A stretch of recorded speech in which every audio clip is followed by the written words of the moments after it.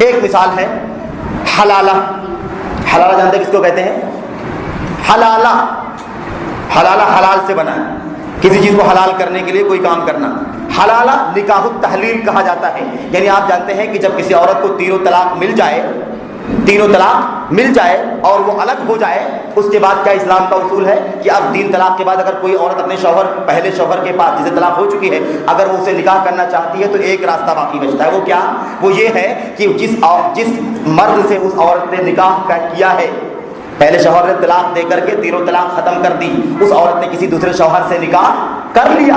اب اگر وہ عورت چاہتی ہے کہ اپنے پہلے شوہر کے پاس جائے، پہلے شوہر سے نکاح کرے، تو اس کے لیے اجازت کب ہو سکتی ہے؟ جب اس کا وہ شوہر جو ابھی کرنٹلی ہے، وہ شوہر اپنے زندگی گزارنے کے لیے اس نے نکاح کیا ہے، کوئی اس کے اندر کوئی ڈاؤٹ نہیں ہے، کوئی ہیلا بہانہ نہیں ہے، زندگی گزر رہی ہے 2 سال 4 سال 10 سال 15 سال کے بعد اگر کوئی آپس میں یوں ہی جیسے نارملی اختلافات اتفاقی طور پر اختلافات ہو جاتے ہیں، اگر کسی وجہ سے اختلاف ہو گیا اور اس شوہر نے اپنی مرضی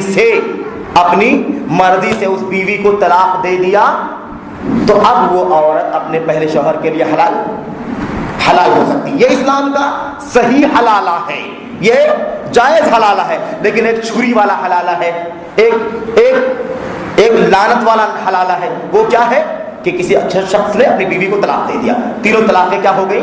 3 طلاقیں ختم ہو گئی. اب وہ عورت اور اس عورت کے اس عورت کی خواہش ہو رہی ہے کہ اپنے شوہر کے پاس جائے جس سے 3 طلاقیں مکمل ہو چکی ہیں. تو اب بجائے اس کے کہ اسلام کے نظام کے مطابق وہ کسی شوہر سے اس کی شادی ہو جائے، پھر زندگی گزارتا رہے، پھر طلاق دے تو نکاح اپنے پہلے شوہر سے کر سکتی ہے. اس شریعت کے حلالہ کے بجائے کوئی آدمی آج کل کے دور میں کوئی بڑا سے بڑا ہو یا چھوٹا سے چھوٹا وہ ہیلا بنائے، ایک سیٹنگ کرے کہ چلو ٹھیک ہے یہ عورت کسی اور سے نکاح کہ اپنے پہلے شوہر کے پاس جانا چاہتی ہے، اب وہ ایک رات کے لیے چند راتوں کے لیے جان بوجھ کر کے اپنے پہلے شوہر کے لیے اس کو حلال کرنے کے لیے نکاح کرے اس سے، اور نکاح کرنے کے بعد صبح اس کو طلاق دے دے تاکہ وہ اپنے پہلے شوہر کے لیے حلال ہو. آئی بات سمجھ میں آپ کو؟ یہ حلالہ اس کے بارے میں اللہ کے نبی نے فرمایا لعن اللہ المحلل والمحلل له، ایسے دونوں آدمی پر اللہ کی لعنت ہوتی ہے جو حلال کرے یا جس کے لیے حلال کیا جائے، دونوں لوگوں پر اللہ رب العالمین کی لعنت ہوتی ہے. میرے بھائیو میرے بزرگوں، اب آج کل کے دور میں مثال کس کی دے رہا ہوں میں آپ کو؟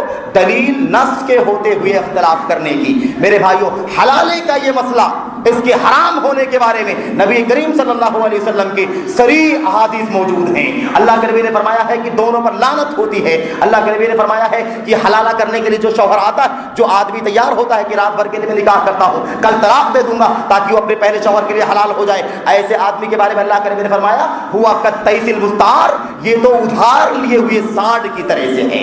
ادھار لیے ہوئے سانڈ، اتنا سخت جملہ اللہ کے نبی نے استعمال فرمایا ہے. تو اس کی حرمت کے بارے میں تمام دلائل اور نصوص کیا ہے؟ واضح ہے کہ حرام ہے. یہ نکاح حلالہ حرام ہے. اس کے باوجود کوئی آدمی کہے کہ حلالے کی یہ طریقہ کیا ہے؟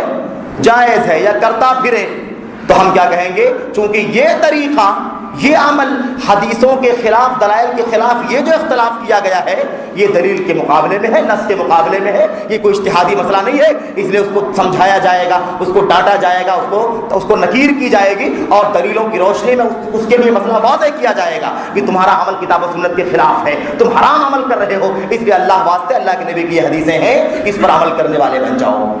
آئی بات سمجھ میں؟ ایسی بہت ساری مثالیں ہیں کہ دلیلوں کے ہوتے ہوئے، حرمت کے واضح ہوتے ہوئے لوگ بہت ساری چیزوں کو کرتے رہتے ہیں. تو ایسے میں معذور، ایسے اختلاف کرنے والے کو معذور نہیں سمجھا جائے گا. ایسے میں آپ ٹوکیے، لیکن شفقت سے ٹوکیے، محبت سے ٹوکیے، پیار سے. اللہ کے نبی نے فرمایا ما کان الرزق فی شیء الا زانہ وما نزع من شیء الا شانہ. جس کسی مسئلے کے اندر نرمی ہوتی ہے، شفقت ہوتی ہے، وہ مسئلہ سنور جاتا ہے، وہ میٹر کیا ہوتا ہے؟ سالو ہو جاتا ہے، سنور جاتا ہے. اور جس مسئلے کے اندر شفقت کے بجائے، نرمی کے بجائے شدت پسندی ہوتی ہے، عناد ہوتا ہے، زبردستی والی باتیں ہوتی ہیں، اس طرح کی باتیں جب ہوتی ہیں تو مسئلہ خراب ہو جاتا ہے. اس لیے پیار سے، شفقت سے. ہمارا مقصد کوئی لڑنا نہیں ہے، ہمارا مقصد یہ کہ اپنے بھائیوں تک صحیح پیغام پہنچ جائے.